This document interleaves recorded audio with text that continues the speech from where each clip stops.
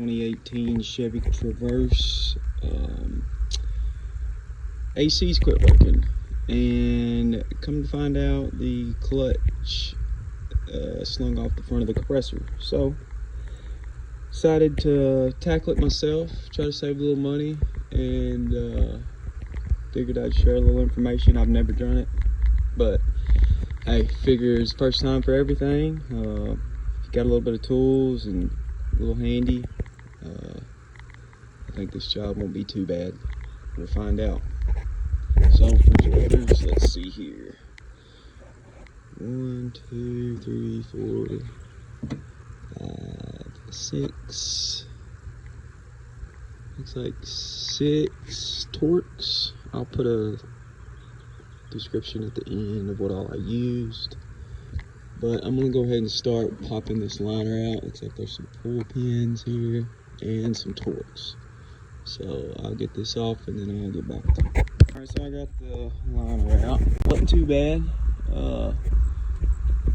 On this model here, there was, I think, 4 bolts right there, torx, underneath the front ballast. That had to come out as well, but came out pretty easy. Let's see here. Took that little piece off, and there's a brace that goes from here to here. Went ahead and took that off as well. Figure it's going to be in the way come time to pull the compressor out. And there's the compressor too, by the way. No clutch on it anymore. And I took mine to a shop and had it, the Freon pulled out of it. So definitely do that first and foremost before you tackle this job. For one, you don't want to get sprayed in the face with a bunch of Freon, and it's also illegal to vent it into the atmosphere. So, and it's also very expensive. This takes the R1234 YF, whatever it's at right there. So yeah, stuff's really high. So anyways, I went ahead and popped the nut off the stud and pulled the line back. I'm fixing to, just for good practice, wrap a plastic bag around it with a zip tie while I fight getting the compressor out so nothing gets shoved up in the lines, dirt, debris, any of that type of stuff. So looks like the bolts for this thing are one there, one up there, and that one there.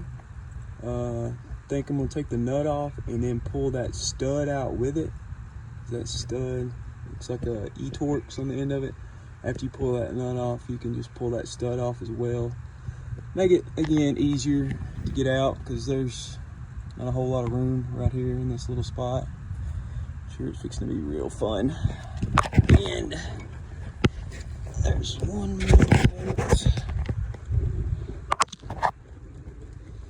right there that you can see. So that, and then you got a plug here that's got to be unplugged, and then there is another plug. Shot of it.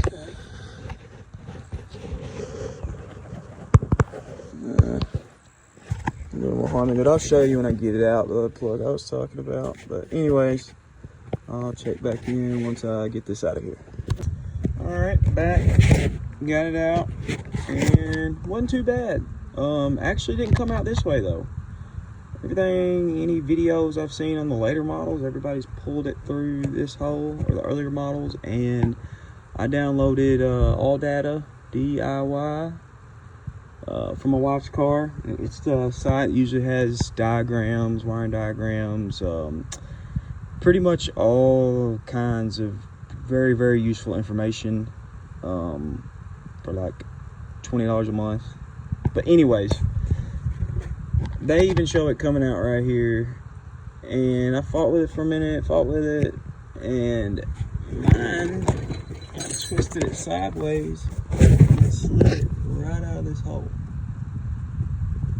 So between the oil pan there and the frame, a lot more room than right there. I kept on trying, twisted multiple different ways, and it just was not wanting to get right coming through there. So yours might be different. Yours might slide right through there perfectly, and no way to slide it through the back.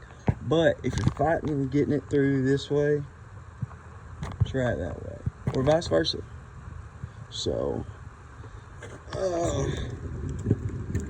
yeah, here's the plugs.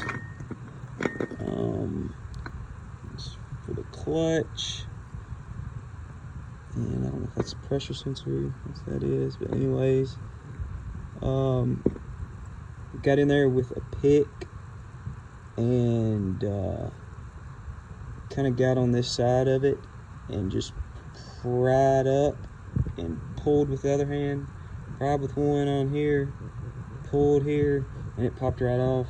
This one here, it has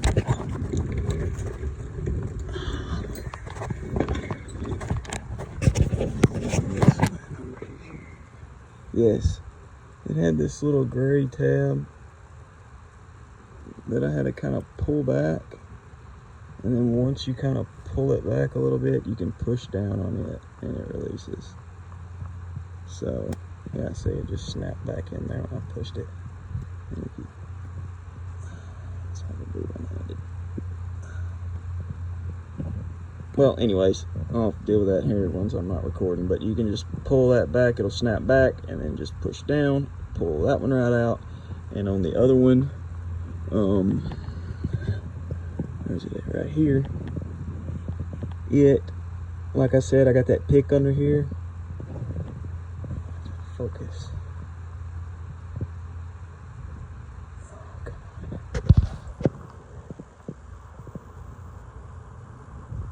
Got the pick right under there, pried up and pulled with the other hand, and it popped right off.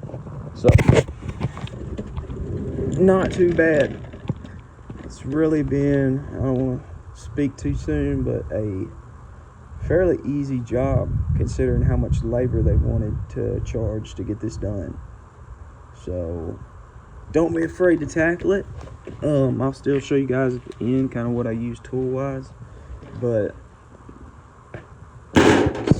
that's my cart, and I feel like I've had way more stuff out for far easier jobs. So I mean, if you've got a basic set of hand tools and a little know-how, you can easily get this job done. So I'm probably gonna take a break, grab some lunch, and I'll be back once I start going back in. Okay, back in. Finally got it in there.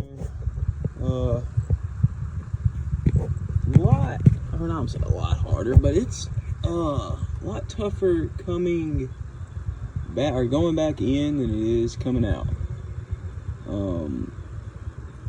Mainly just trying to hold it, especially if you're doing this on ground and not on a lift. Still go through the bottom on the oil pan, at least on this one. Got it up in there, and I started this bolt first. I was trying to start the stud up top first, so it just kind of rests on it, was my thinking.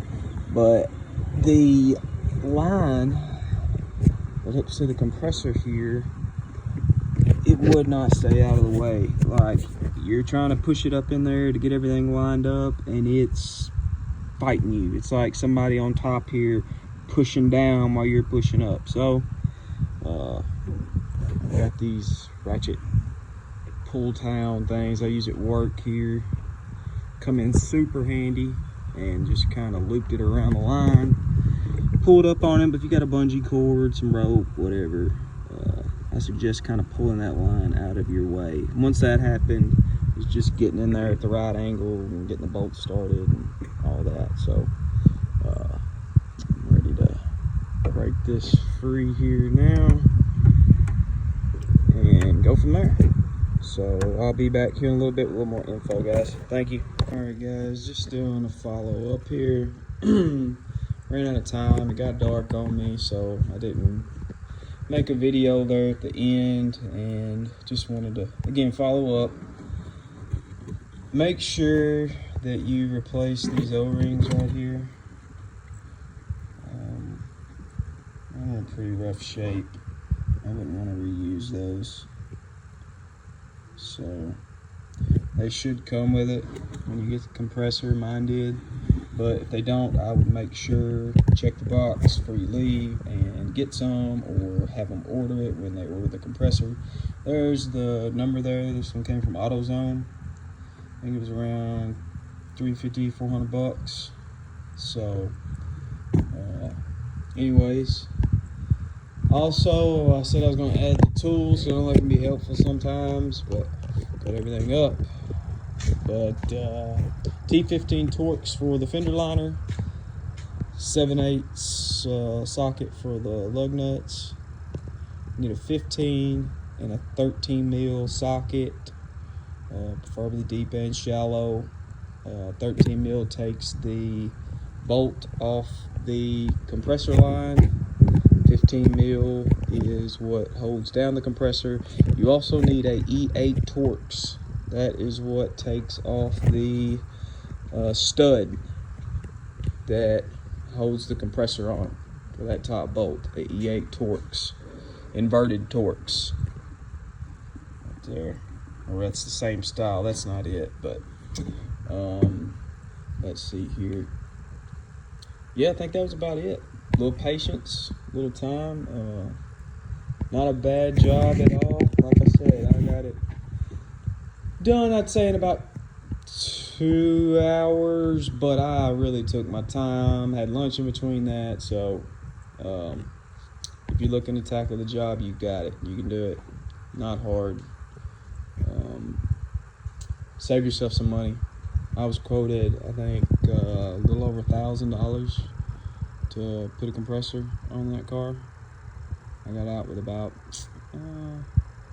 maybe $500, $450 by the time I paid them to do the recovery and the cost of the compressor. The compressor's high, it is, but save yourself about $500 in labor. So, any questions, comment, I'll try my best to answer, and good luck.